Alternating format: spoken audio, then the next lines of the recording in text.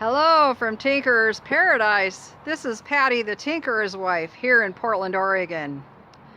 Welcome to my home and my garden. Today I want to give you a little update on the raised bed boxes for our garden.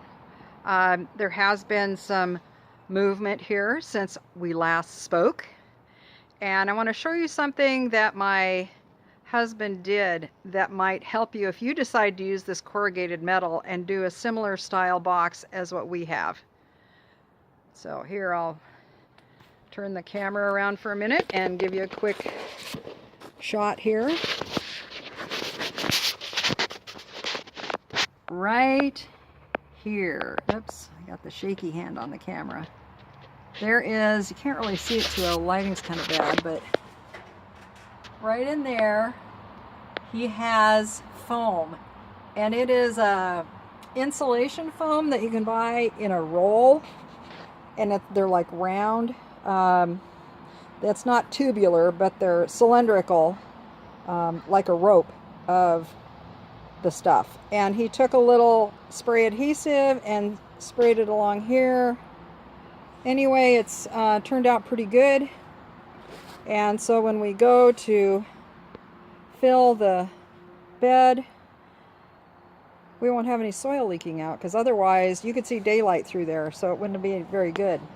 But he did get them done. They look pretty handsome, don't you think? I think they're great. I can kind of show you, or I can show you some of the details. Gotta drop that kinda. I say that too much. I can show you some of the details here. These are 2x4s that he made the boxes with. You can see how he constructed them, and he made the sides. I couldn't tell you how he put them together because he did it a couple different ways, but you basically could make this part here, this wall, and then attach it to the 4x4 post. And these are 2x6s. He used a miter box to use the miter function on his saw to turn these into this. But he also sanded this off so it doesn't have any slivers, because you don't want to have slivers. We're going to actually be sitting on these because we can sit on them real nice. Let's see, I don't know if I can give you a, oh yeah, that's good. Now I can sit down and talk to you. Oops, great hand in front of the camera, wasn't it? I'm such a dork. Nah, but it's really nice to have these boxes done to the point they are. I think he said he has 4 screws to put in that he forgot, which I don't blame him. He worked for several hours Sunday evening, and then yesterday he worked for quite a while to get these to the point they are.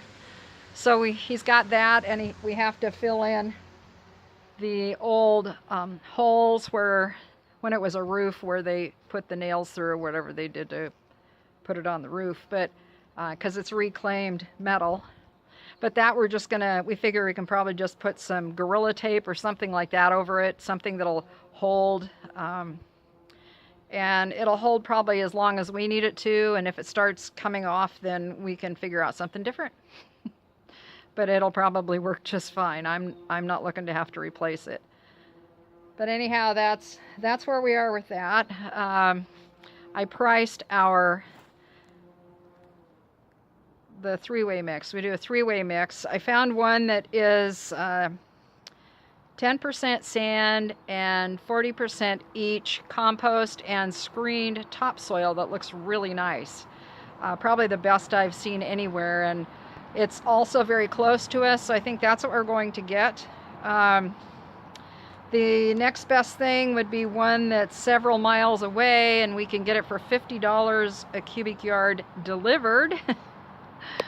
And knowing that it's going to take between 11 and 12 yards to fill these boxes, he might opt for that. And I would be fine with that. But I kind of like the one that's close by the most. And he can do it at his own pace, which is probably good. He doesn't have to do it all at the same time. We don't have to have it dumped in our neighbor's yard and then wheelbarrow it over here. their oldest son would help us. He wants to help us with the garden as far as putting it together. He likes working like that, and him and his younger brother are going to help me plant. So I'm excited to be able to have them help me out and to spend time with them in the garden. There's nothing, I think, probably more enjoyable than having kids in the garden. They're like 7 and 12, so it'll be fun. It'll be fun. They're good kids. Their parents immigrated with their parents from Russia, so it's been a wonderful relationship, and I'm really glad to call them our friends. Well, anyway, I'm going to show you some things that are happening here bloom-wise. These are they're looking kind of ratty right now, but these are some apple blossom style snapdragons. These don't snap, which is kind of a bummer if you like snapdragons that snap. But oh well. Just show you some of the plants I bought. Oh, I showed this one on Instagram, but I'll show you guys here. This is a chance seedling of a, oh, there's a earwig. I gotta get some stuff out here. Got bugs. I got bugs. Oh, speaking of bugs. Okay. See that? See that right there? This is a perfect time to do this. He's gonna become bird food, or he's gonna become compost. I found one of these yesterday too on this same plant.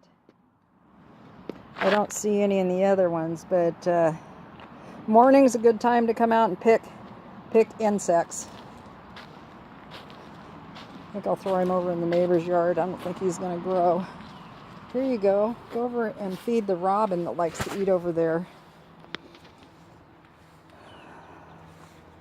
Oh, I should show you this too. I love this little vignette here.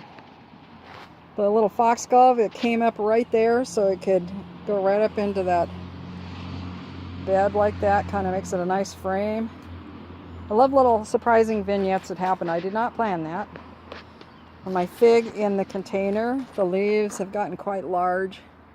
I don't see any sign of fruit on it this year. I'm not planning on any fruit being on it this year because it's a fairly small tree yet, and I need to put it in the ground, and next year we'll get fruit. Back over to these. My roselle there with all the red leaves is looking really good. I have some of that I'll be selling.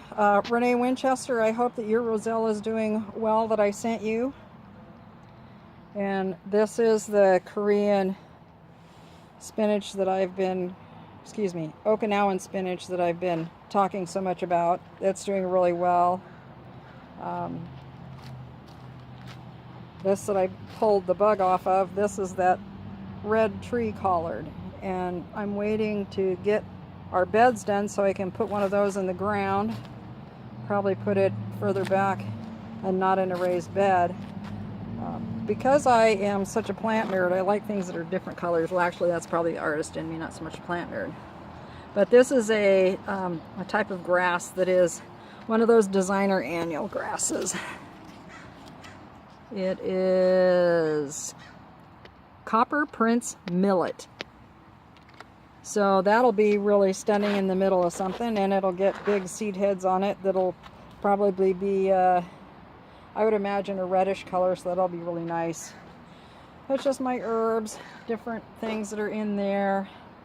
Those are so fantastic. That color is just so bright. I want to go over here and show you some flowers that are blooming. I'm glad I got that worm. Oh, by the way, if you have trouble with the worms, you can use neem oil. Follow the directions on the container and spray it at night so you don't burn your plants. And the other thing you want to do is, is BT, which is Basilicus thuringiensis. It's a bacteria. It's an organic product. It's a bacteria. Borage. And they have... what happens is the caterpillar, whatever kind of caterpillar it is, will ingest it, and it actually keeps them from being able to digest anything, kills their gut, and kills them within 2 days. So there's that. Oh, and I got to show you this spectacular baby. That's my calendula right there. See how big those are? Those are big, big fat calendula. And this is a type of plantain, Plantainus major. I don't know if it's a cross with anything or not, but it's one of those designer weeds. Yeah, I know. Some of you who shop through Baker Creek, you know that they've had 2 different kinds of designer plantain. I got both of them. So I'll be growing those.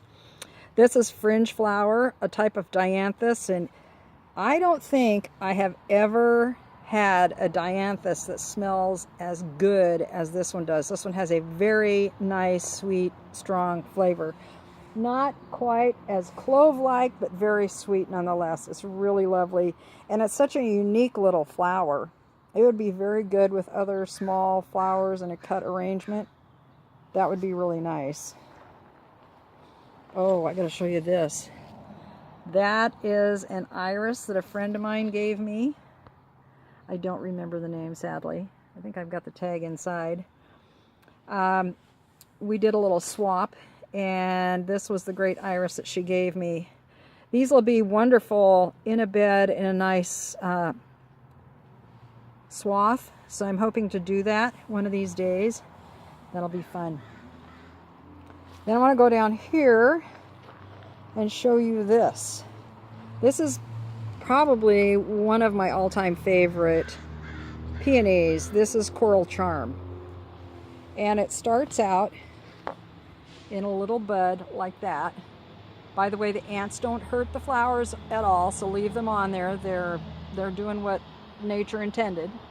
So it starts at that really dark color, then it will bloom and be a little lighter right there, and then it lightens a little bit more, and then this one is probably 2 days older than that one, and it'll fade a little bit more before it starts falling apart.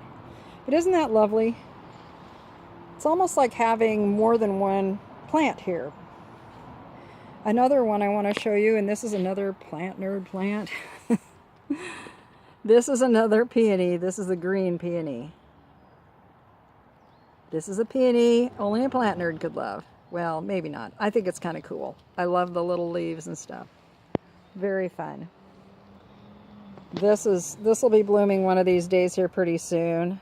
Anne Folkard geranium, the garden hussy. Doesn't matter what she's planted around, she weaves in around and finds her way up, and she'll bloom and she'll go, "Look at me!" and just beg for attention. This is catmint. This is a type of Nepeta, which catnip is also a Nepeta. This one does not have the nepetol in it that catnip does. Catmints are lower in that, so it's a little safer if you have cats. You won't have to safer from them rolling in it or chewing it apart, which I have trouble keeping catnip in the ground here. I have to put it in containers. This is a really fun little clematis that does not twine. It actually is very relaxed, and you can use it in among perennials and small shrubs and that, or underneath larger shrubs, and let it just clamber along the ground. It's really nice for that. So, got some roses here. That's Rosa glauca, the blue-leaved rose. Oh, there's not much else. My potatoes that are going crazy. This is a dahlia that wintered over. Its little sister is in here too, but it looks like big sister's kind of taken over.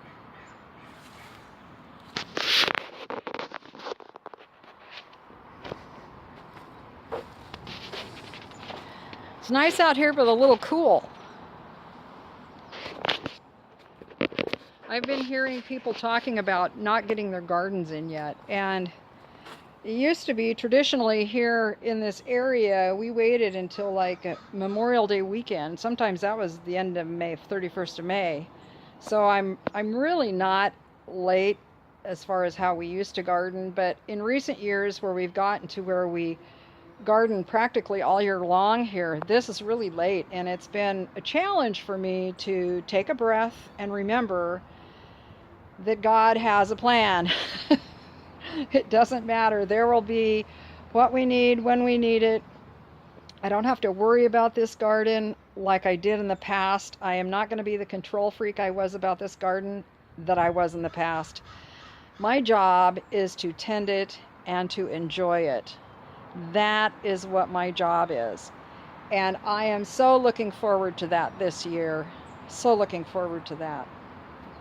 So once we get our beds finished, and I can't remember if I said this already, but it's going to cost about $500 to put this soil in here. It's $45 a cubic yard.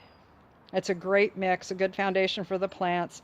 I'm going to add only a couple other things in it to help bolster it a little bit. They can only do so much at these landscape supply places, so then it will be my super soil, as some of you in the East say.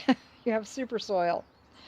Well, we have 3-way and 4-way mix, and then we add other things to it. So we don't call it anything but garden soil here. But anyway, that's what's happening here. One of these days, after I get the garden planted and I'm not so garden centric, I will take you into some other parts of my life. I would love to go do some nursery hopping and kind of show you some things that are going on here, some of our delightful nurseries that we have here. Go to Tony's Garden Center and Portland Nursery, which some of you probably heard of, and those are on my side of town.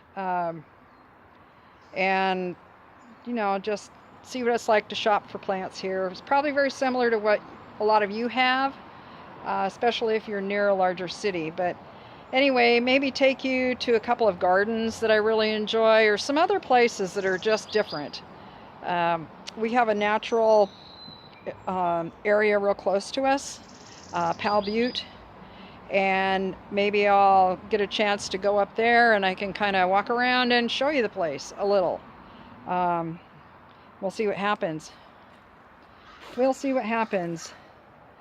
So with that, I think I probably better sign off for here. My arm is getting tired, and I actually can't really think of much else to talk about. I don't have anything to say. How about that? Anyhow, with that, I'm just going to bid you a fond adieu. Have a lovely day, you guys. This is Patty, the Tinkerer's wife, signing off. God bless.